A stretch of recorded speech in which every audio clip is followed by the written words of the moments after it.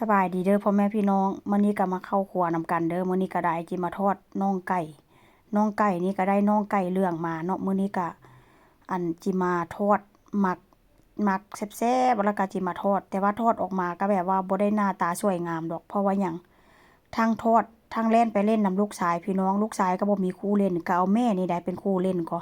แล้วก็ประมาณว่าใช้ไฟอ่อนไฟแห้งอันนั้นเวลาลูกร้อนก็อ่อนไฟลง แล้วเวลา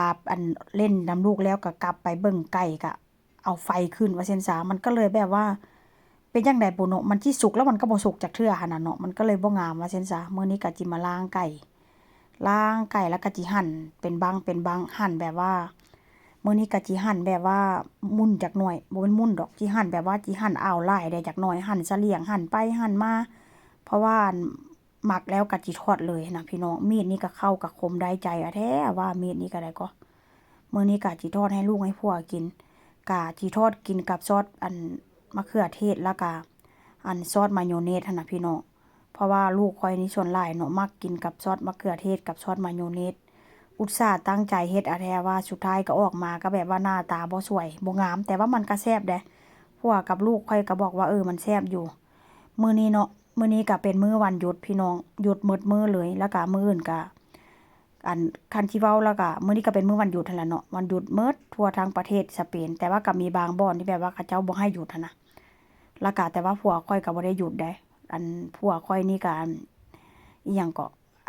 ประมาณว่าเขียนกระดาษแล้วก็ไปหยอดพากันหยอดหมดทุกคนหั่นล่ะเนาะในโรงงานแต่ว่าก็บ่ได้หยุดพี่น้องแต่ว่าก็บ่เป็นหยังแต่ว่าโรงเรียนลูกชายนี่ก็หยุดว่าซั่นซะมื้อนี้ก็สิมาเล่าสู่กันฟัง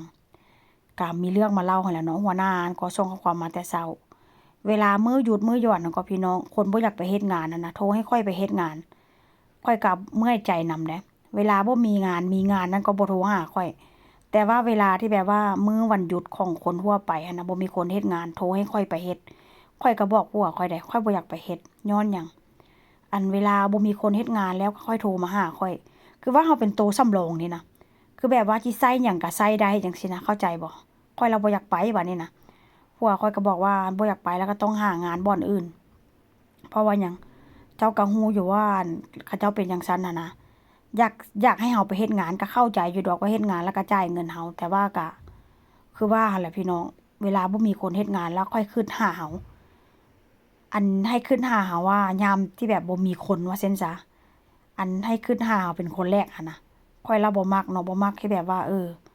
ยามมื้อใดบ่มีคนจั่งค่อยคิดหาเฮาจั่งค่อยคิดฮอดเฮาหั้นนะประมาณนั้นนะแต่ถ้าหากว่ามื้อใดมีงานมีการก็คิดหาผู้อื่นบ่คิดหาเฮาว่าซั่นซะเนาะ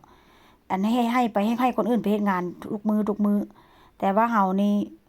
ถ้าหากว่ามื้อใดบ่มีคนแบบบ่มีคนไปเฮ็ดงานแล้วจั่งค่อยโทรหาเฮาจั่งค่อยคิดเห็นหน้าเฮามันก็เป็นไปบ่ได้พี่น้องคือว่าเฮานี่ก็เป็นตัวสำรองคือว่าเฮานี่บ่มีที่ไปนี่นะ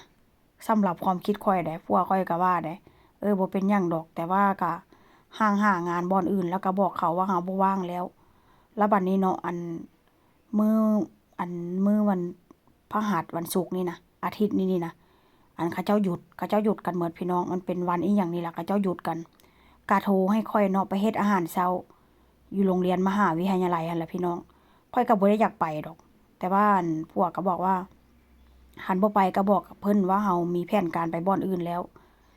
มันก็บ่ได้อยากไปหั่นล่ะพี่น้องเพราะว่าหยังอันบอกเฮาว่านักเรียนสิมากินข้าวแค่9คนประมาณบางเทื่อก็เว้าแบบว่า9คน10คนที่ไหนได้มาเป็น20 30คนมากินอาหารเช้ามันก็ค่อยก็เฮ็ดได้อยู่ดอกแต่ว่าก็บอกความจริงมาโลด